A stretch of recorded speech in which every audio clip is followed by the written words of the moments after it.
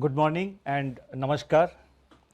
I have a few announcements to make, and as I had said earlier, the statement is self-explanatory because I am not holding a usual press conference, so I have tried to explain the various points so that the number of questions and clarifications that viewers and all of you would be having in mind, they get sufficiently clarified.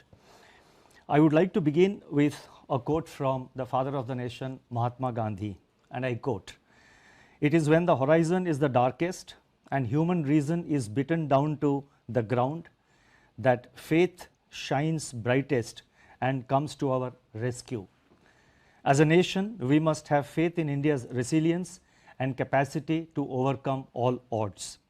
COVID-19, a virus of the size of 0.12 microns, has crippled the global economy with more than 300,000 dead and economic activity across the world stalled. Once again, central banks have to answer the call to the front line in defense of the economy.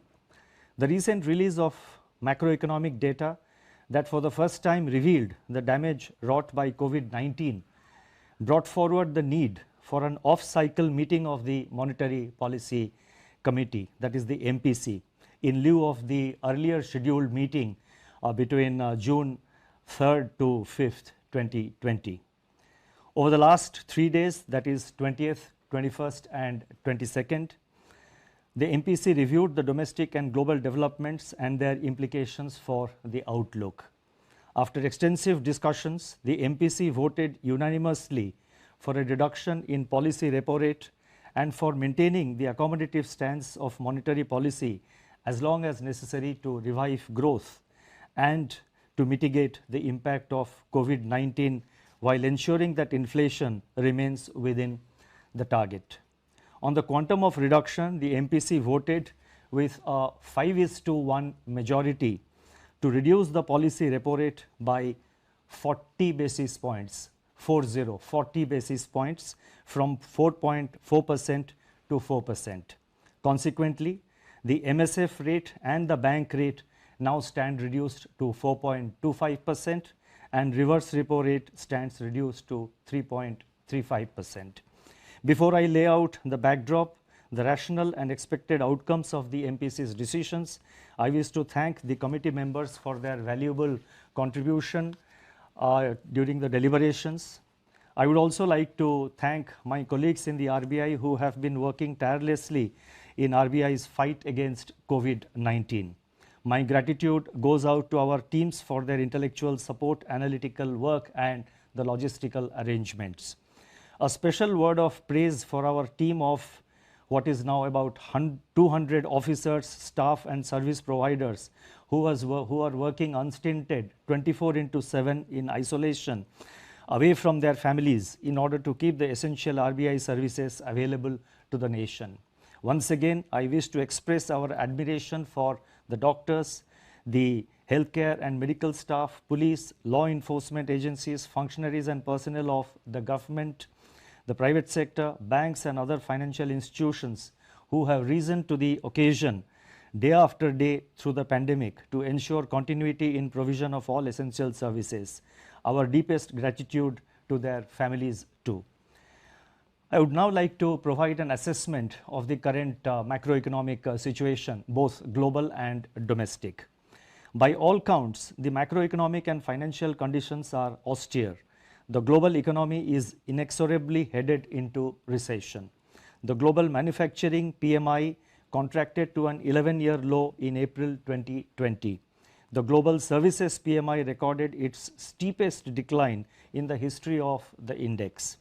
Among advanced economies that have released GDP readings for Q1 of 2020, contractions were in the range of 3.4% to 14.2%. For emerging market economies, the growth rate ranged between 2.9% and minus 6.8%. EMEs face additional pressures in the form of capital outflows and asset price volatility from the bouts of turbulence afflicting financial markets. The plunge in crude prices has dried up budgetary revenues for oil exporters. On the other hand, oil importers have been denied terms of trade gains by the crushing blow to demand delivered by the pandemic. According to the UNCTAD, the value of global trade contracted by 3% in Q1. The volume of world trade can shrink by 13 to 32% in the current year as projected by the WTO.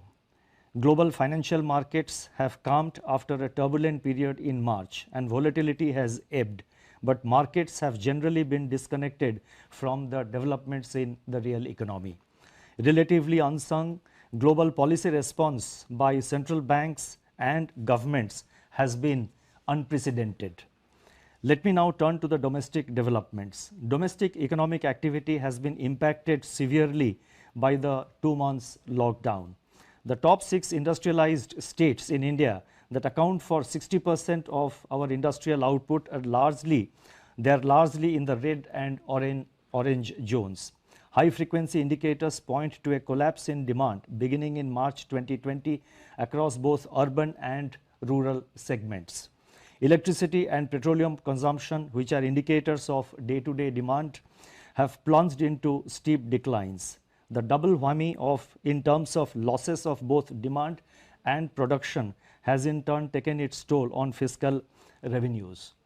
Investment demand has virtually been halted by a decline of 36% in the production of capital goods in March, which was coincident with a contraction of 27% in imports of capital goods in March and 57.5% in April. This is also evident in a fall of 91% in finished steel consumption in April and 25% shrinkage in cement production during March. The biggest blow from COVID-19 has been to private consumption, which accounts for about 60% of the domestic demand. The production of consumer durables fell by 33% in March 2020, accompanied by a 16% decline in output of non-durables. Similar indications are reflected in surveys of the fast-moving consumer space also. In the production sectors, industrial production shrank by close to 17% in March, with manufacturing activity down by 21%. The output of core industries, which constitutes about 40% of overall industrial production, contracted by 6.5%. In conformity, the manufacturing PMI for April recorded its sharpest deterioration to 27.4, spread across all sectors. The services PMI plunged to an all-time low of 5.4% in April 2020. Amidst this encircling gloom, agriculture and allied activities have, however, provided a beacon of hope on the back of an increase of 3.7% in food grain production to a new record. A ray of hope also comes from the forecast of normal southwest monsoon by the India Meteorological Department. By 10th May 2020, up to which the latest information is available, Kharif sowing was higher by 44% compared to the last year's acreage. Rabi procurement is in full flow in respect of oilseeds, pulses, wheat, benefiting the bumper harvest. These developments will support farm incomes, improve the terms of trade facing the farm sector and strengthen food security for the country. Going forward, these would also have a salutary effect on food price pressures. The inflation outlook has become complicated by the release of partial information on the Consumer Price Index by National Statistics Organization, obscuring a comprehensive assessment of the price situation. From the incomplete data that have been made available, food inflation, which had eased in January, from its January 2020 peak for next 2 months, that is during February and March. Now suddenly they have reversed and surged to 8.6% in April as supply disruptions took their toll, immune to the ongoing demand compression. Prices of vegetables, pulses, oilseeds, milk and cereals emerged as pressure points. In the external sector, India's merchandise exports and imports suffered their worst slump in the last 30 years as COVID-19 paralyzed world production and demand.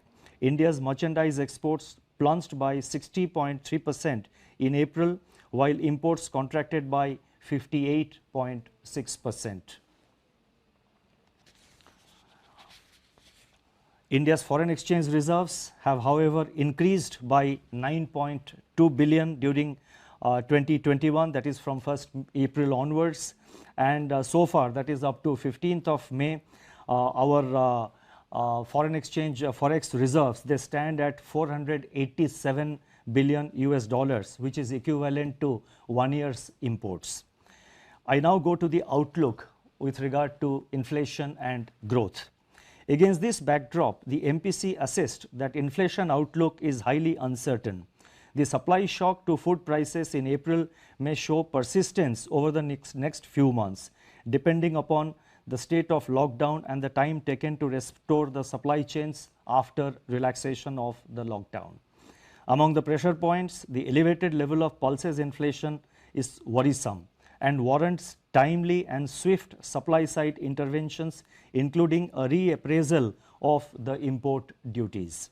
Immediate step-up of open market sales, PDS offtake by FCI to offload some part of excess stocks can also cool down cereal prices and also create room for Rabi procurement. Given the current global demand-supply balance, international crude oil prices, metals, and industrial raw materials are likely to remain soft. This would ease input costs for domestic firms. Deficient demand may hold down pressure on core inflation, although persisting supply dislocations impart uncertainty to their near-term outlook. Much will depend on the shape of the recovery after COVID-19. Accordingly, the MPC is of the view that headline inflation may remain firm in the first half of 2020, but should ease in the second half, aided also by favorable base effects. By Q3 and Q4 of the current financial year, it is expected that the headline inflation will fall below the target of 4%. Thus, the MPC's forward guidance on inflation is directional rather than in terms of levels. Going forward, as and when more data are available, it should be possible to estimate the path of inflation with greater certainty. It is in the growth outlook that MPC judged the risks to be the gravest. The combined impact of demand compression and supply disruption will depress economic activity in the first half of the year. Assuming that economic activity gets restored in a phased manner, especially in the second half of this year, and taking into consideration favorable base effects, it is expected that the combination of fiscal, monetary and administrative measures being currently undertaken both by the government and the RBI would create conditions for a gradual revival in activity in the second half of 2021. Nonetheless, downside risks to this assessment are significant and contingent upon the containment of the pandemic and quick phasing out of social distancing and lockdowns. Given all these uncertainties, GDP growth in 2021 is estimated to remain in the negative territory, with some pickup in growth impulses in H2 2021 onwards.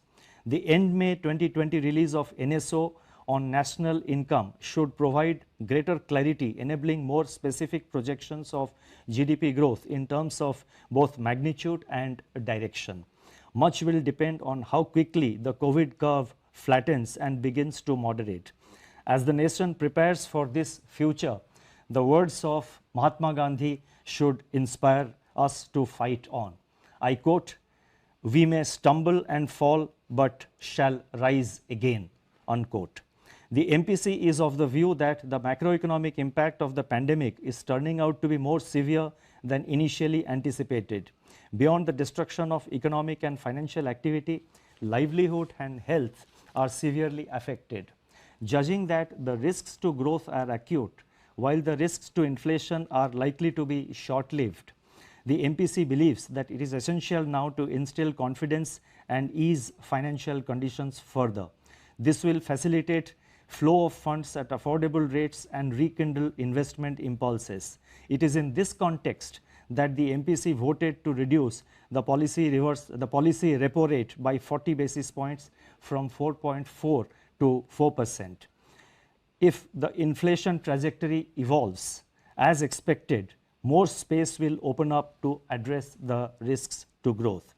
Now, I turn to some regulatory and development policy announcements.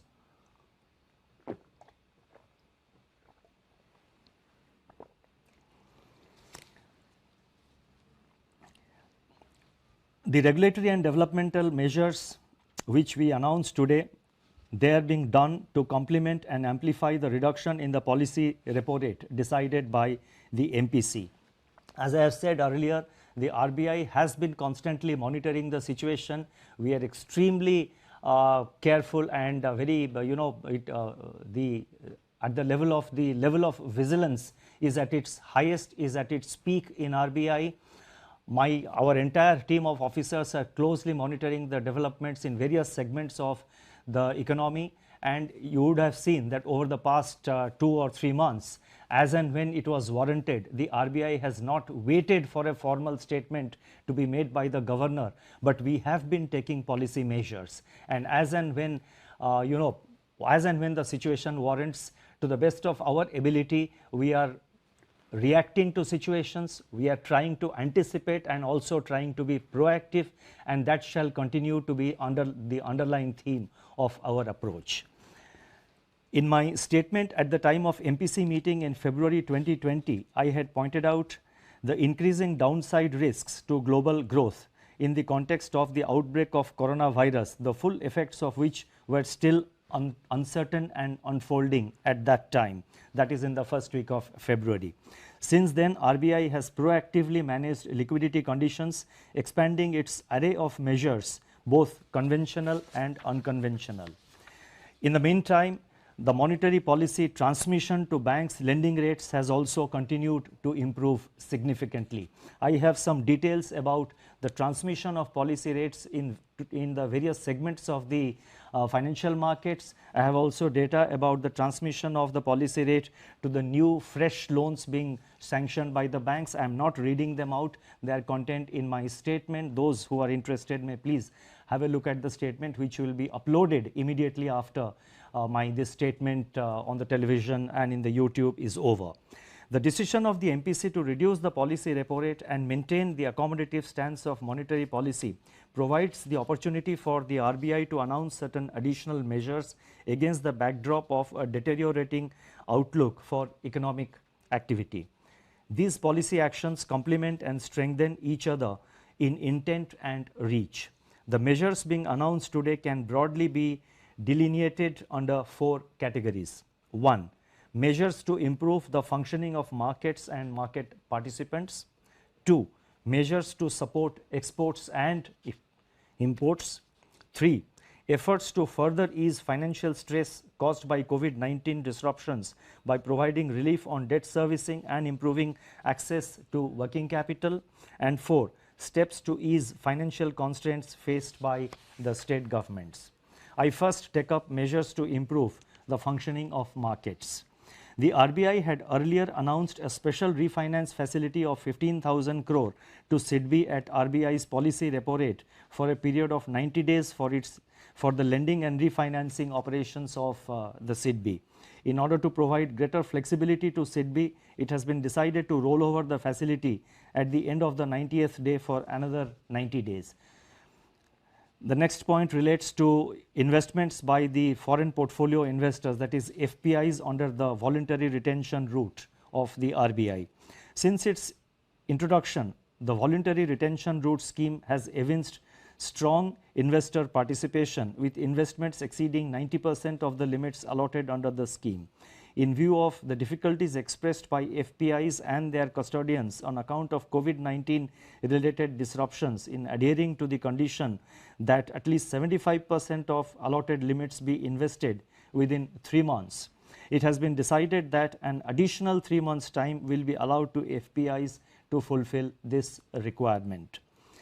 The next set of measures relate to our effort to support exports and imports.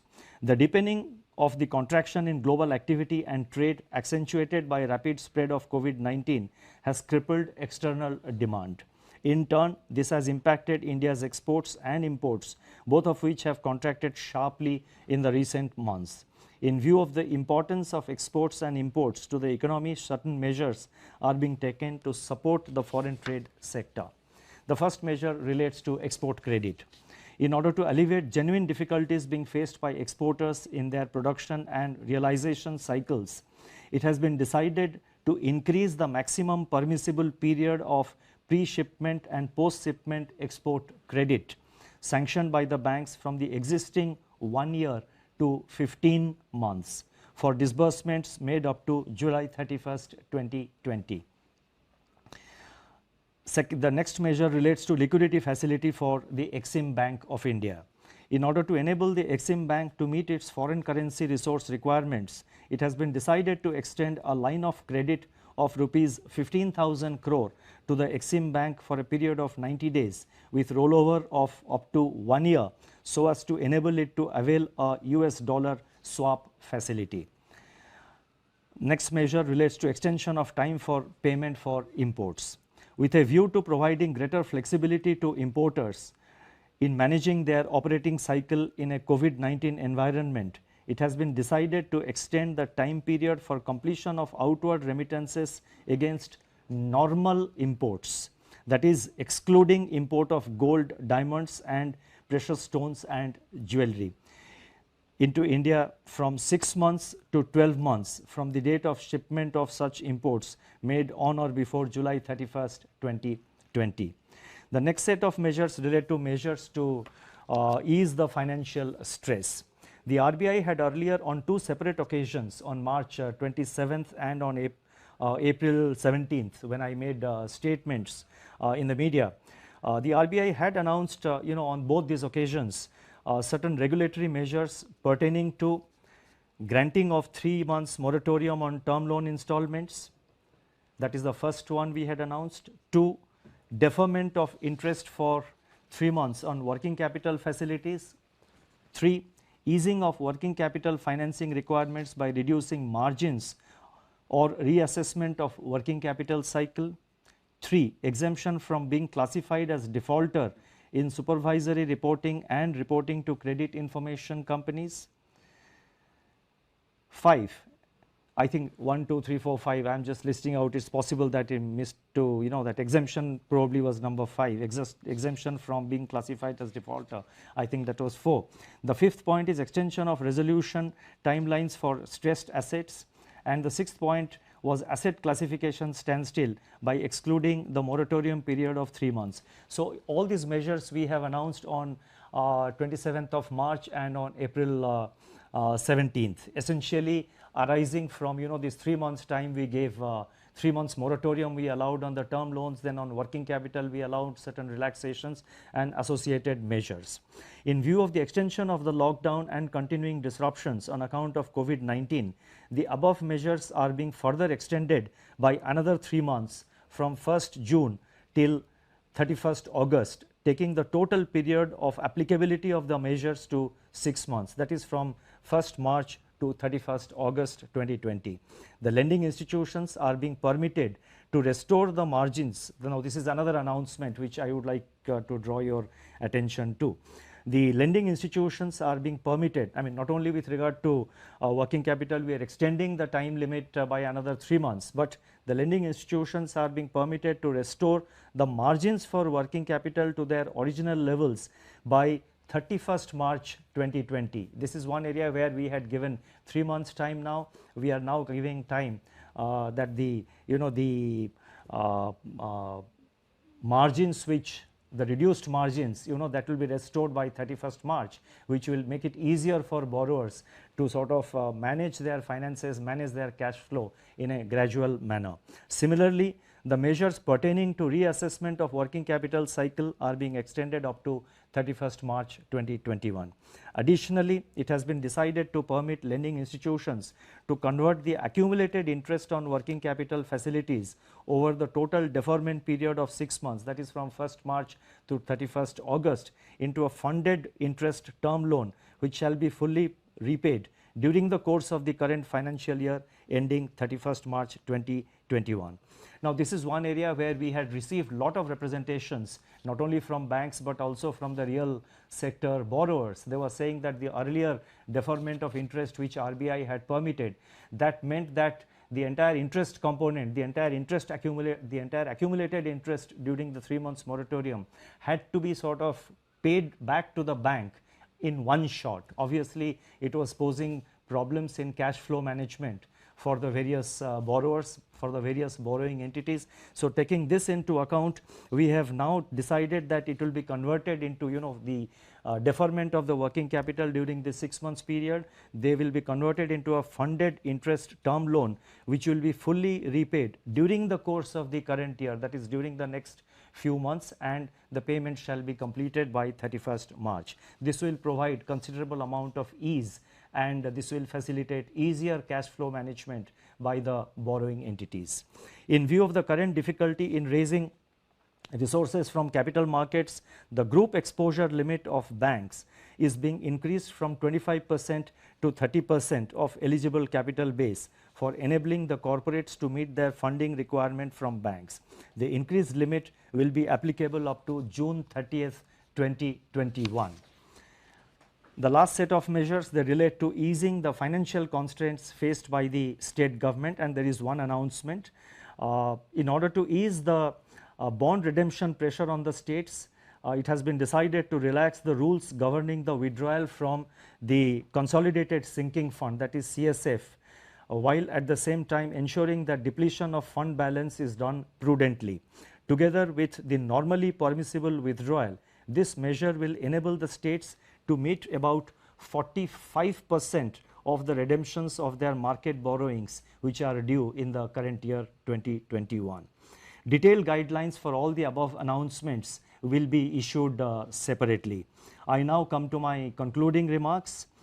I would like to say that central banks are typically seen as conservative institutions, yet when the tide turns and all the chips are down, it is to the central banks that the world turns for support, and this is all over the world, almost in every country, and this is visible in the action being taken by the various central banks across the world. And you would have noticed in India also the RBI is trying to take necessary measures, and we are, whatever maximum measures we are able to undertake, the RBI is at the forefront and is taking the measures. Going forward, as I have said, we will continue to be vigilant, and we will take whatever measures are necessary to meet the COVID related challenges which are ahead of us. As I have stated earlier, the RBI will continue to remain vigilant and in battle readiness to use all its instruments and even fashion new ones, as recent experience has demonstrated, to address the dynamics of the unknown future. The goal, as I have enunciated earlier, are: number one, to keep the financial system and financial markets sound, liquid and smoothly functioning. Number two, to ensure access to finance to all, especially those that tend to get excluded by the financial markets. And three, and very important, to preserve financial stability. It shall be our endeavor that RBI's actions and stance contribute to laying the foundations for a better tomorrow in India. Today's trials may be traumatic, but together we shall triumph. I would like to conclude on this optimistic note. Thank you very much for your patience.